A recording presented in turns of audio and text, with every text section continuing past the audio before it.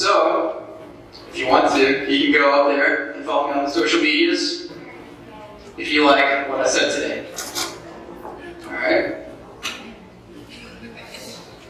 You see, it wasn't too long ago that I was sitting right where you were sitting. I was in middle school only 4 years ago. But you see, I didn't always have the confidence I have now to stand before you guys. I wasn't always where I am today. I had a lot of struggles in middle school, much like you do, and I know you do, because I went through it. I didn't have the positive self-image that I do now. I wasn't the most popular kid. I didn't have that many friends. I made the good grades, just like you guys are making right now, because you're in junior beta club. And I'm proud of you for that. But you see, I made the great, amazing grades, but I didn't know why I was doing it. And you've got to know why you're doing it. I'm telling you all this because I know there's someone out there sitting in one of those seats that went through what I did. You're going through what I went through. It might just be one of you, but I believe it's most of you.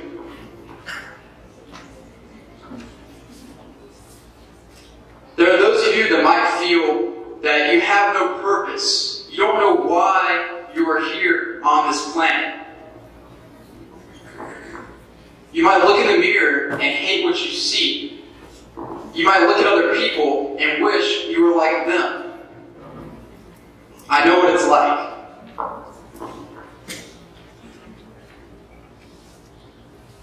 You may not believe that what your dream is in your mind. You may not believe that it's possible. When I was in middle school, in 6th grade, I had this dream of becoming an all-star football player. I have an older brother, he's 8 years older, and when he was in high school, he was an amazing football player, and I wanted to be just like him. So I played football, and I was alright, wasn't the best. I wasn't the strongest, I wasn't the fastest. And because I want to be just like my brother, my coach and my teammates would tell me that I would never be strong enough, I would never be fast enough, I would never be as good as my brother. I would never be as good as he was. So my dream of becoming an amazing all-star football player, that dream was crushed. And I became very down and depressed. I kept playing, but I didn't have a reason to. I hated it at that point. I believed what other people said about me, the negative things that they said about me. And I became sick. I felt anxious all the time. My stomach hurt. And the doctors couldn't figure out what was going on. And the only reason is because it was mental.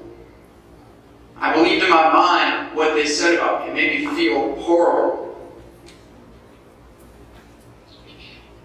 And at that point, I had to leave school for about 2 weeks because I didn't feel well.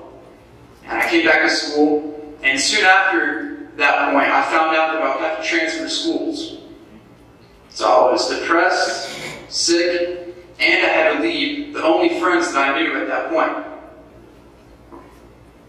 So that was when I transferred to Southeast Bullock.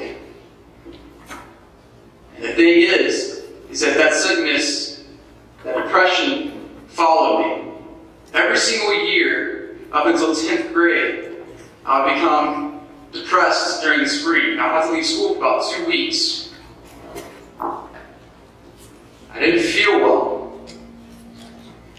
My dream of becoming a football player was crushed. I didn't have a purpose in life. So during my time in middle school and the beginning of high school, I didn't know what my purpose was. I didn't know why I was doing the things I was doing. I went home every day, doing homework, wondering why I was doing it. How many of you guys feel that way? You don't understand why you're doing the things that you're doing. You don't know why you need to make the grades. You need to make the grades because you want to get into great classes in high school and eventually go to college and further your education. But I didn't know that at that time. And so during my 10th grade year, in the middle of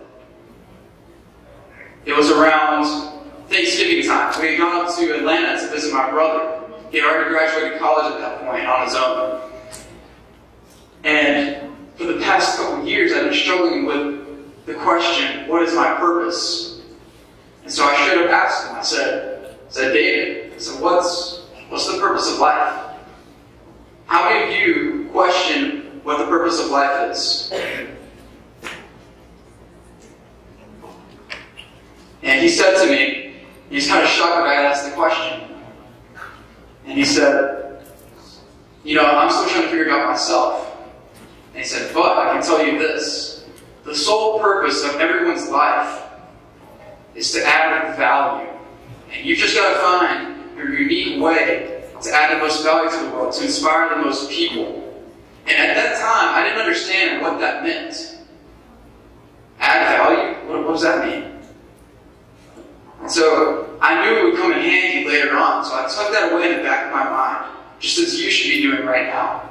You may not understand what that means. Add value.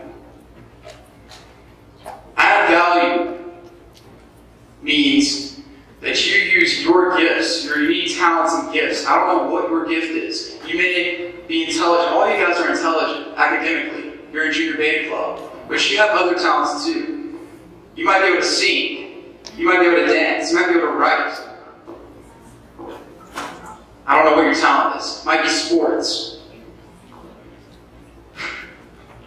Soccer? Yeah, I played soccer too. I don't know what that is, but you got to use your unique talents and gifts to inspire people. The world is waiting for you guys to show off your talents and gifts, to be inspired by you guys. That's what add value means. And so, as I said, I took that away in the back of my mind. And the next month, December, I was becoming down and depressed again. I wasn't too crazy about the idea of going back to school in January. How many of you guys feel that way? During December, don't want to go back to school? I knew I'd get a lot of hands out. There you go. So, I was even questioning being homeschooled at that point, because I didn't want to go back to school. But I came across this old cassette tape. How many of you guys know what a cassette tape is? Alright, so this tape was by a motivational speaker by the name of Les Brown. And within the speech, he talked about his story. When he was in elementary school, he was labeled educable mentally retarded. And he failed twice in school. He was held back twice. But one day, when he was in middle school, he walked into a classroom to meet a friend. And a teacher, Mr. Washington was the teacher's name. And he said to Les, he said, "Young man, go to the board and write what I'm about to tell you." And Les said, "I can't do that, sir." And he said, "Why not?" He said, "Well, I'm not one of your students." And he said, "It doesn't matter, go to the board now and write what I'm about to tell you." And he said, "I can't do that, sir." And he said, "Why not?" And he said, "Well, I'm educable mentally retarded." And all the students in the classroom were laughing at him. And the teacher stepped from behind his desk and he pointed at him and he said, "Don't ever say that again. Someone's opinion of you does not have to become your reality." And later on, when Les was in high school, it was his junior year. It's at the end of the semester. He just received his report card. And it indicated that he had failed history and that he had failed English. And so he was feeling very negative. He didn't like himself at that point because he had failed those classes. But on that same day, Mr. Washington, the teacher that he had spoken to years before, was giving a speech to the graduating seniors. And Les, even though he wasn't supposed to be in there, he went in there because he knew that that speech that Mr. Washington was giving, that speech was for him. So he went to the auditorium and just stood in the back.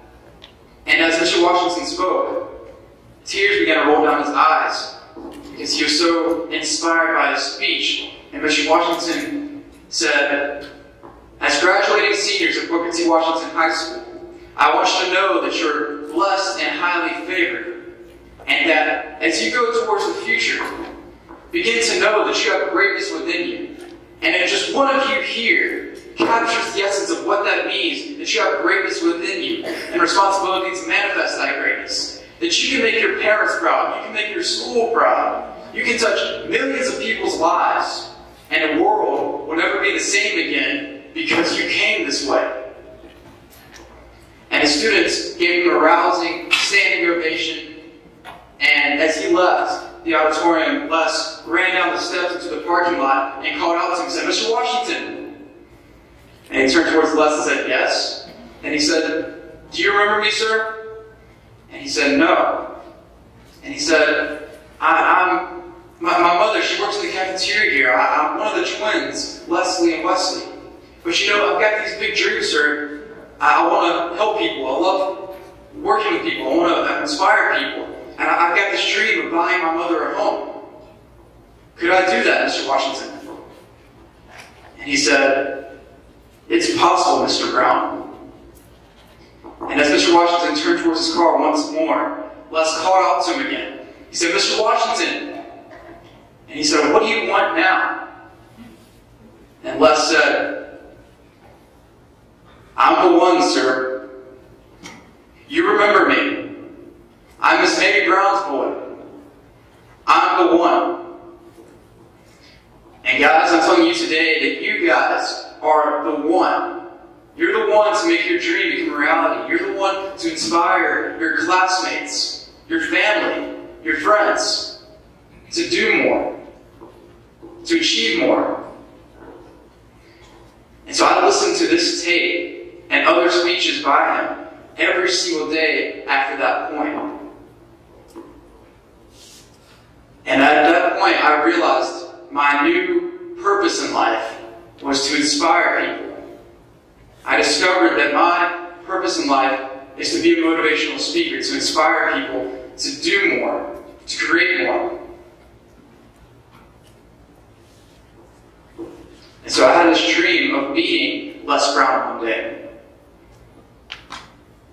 And eventually I was working on my skills, I was working on my talents, I was working on my speaking skills every single day. And eventually one day I was scrolling through Facebook and I discovered an advertisement for speaker training that was going to be happening down in Orlando. And so I saved up all my money to go to this event because I knew I had to be there. I saved up for months, and eventually I got there. And guys, I got to meet the extraordinary Les Brown. So I'm saying to you today that your dream is possible. No one could have convinced me just a year prior to that I would be meeting Les Brown, that I would be wanting to speak in front of people. Who the heck wants to speak in front of people? You do? That's awesome. So guys, when I was at this event, I was working with a couple other people around a round table, much like these. And I was sitting there, and I didn't know it, but Les Brown was standing behind me. And he walks up, and he puts his hands on my shoulders. And he leans down, and he says, "You are the one. You are the one." Guys, the guy that I had been listening to for months on end, day out, that inspired me to do more, that gave me a purpose, that showed me my purpose in life, my passion. He spoke words into me that inspired me. And guys, it doesn't take a world-renowned motivational speaker to tell you what your purpose is. You have the ability, you have the capacity to discover what it is right here, right now. How many of you have dreams that you want to accomplish? Someone yell it out. Lawyer? Pediatrician?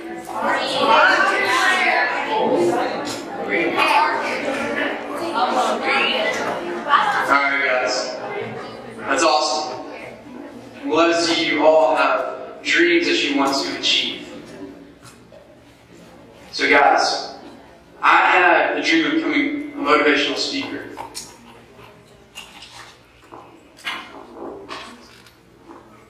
I had reached one of my dreams that I thought would never happen. Your dream is possible. I never stopped believing that that could happen. I didn't think it would, but I never stopped believing that it would, that it could. So middle school is a very hard time for me, but it doesn't have to be for you. If you'll just listen to what I'm saying to you today, if you'll take it to heart, guys, you can accomplish so much more than I have. I didn't discover what my purpose, what my passion was until 10th grade. You guys are in middle school. You're already in junior beta club. You're already showing signs that you have what it takes to be successful in life.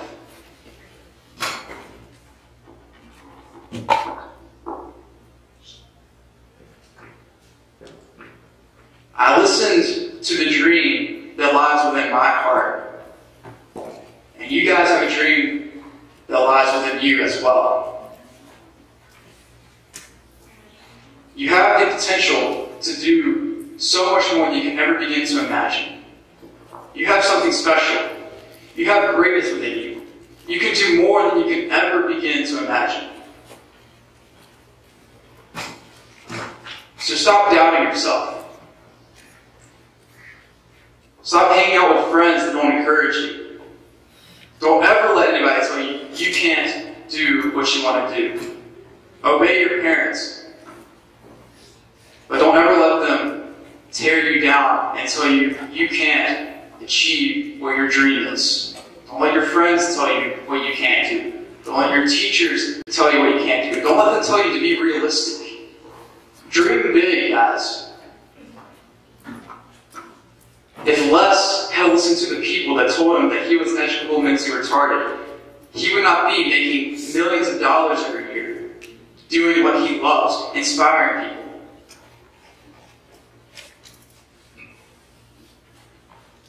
So you've got to find what your passion and purpose in life is, guys. Without it, you won't get very far. As I was saying before, with grades, if you don't know why you're making the grade, if you don't know why you need to make the grade, you don't feel like doing it. There's a story. How many of you in here know who Mike Tyson is? Does anybody know the fight between Buster Douglas and Mike Tyson? That's it, what else? So Mike Tyson, at this point, before the fight, he was undefeated. Nobody could beat him. Buster Douglas was a bum. He was a beat-out. He wasn't expected to win. And it was just a couple rounds in, and Buster Douglas got knocked out. Nobody ever got knocked out by Mike Tyson and ever got back up. It was a 10 count. He was stumbling. It was 4, 3, 2, 1. Ding, ding, ding. Saved by the bell. Buster Douglas got up before the bell. He stumbled to his corner. And at that point, the whole world was watching and saying, yep, when he comes back out, Mike Tyson's just going to beat him. And exactly that, Buster Douglas came out, and the world was shocked. He knocked Goliath down. He knocked Mike Tyson out. And he won that fight.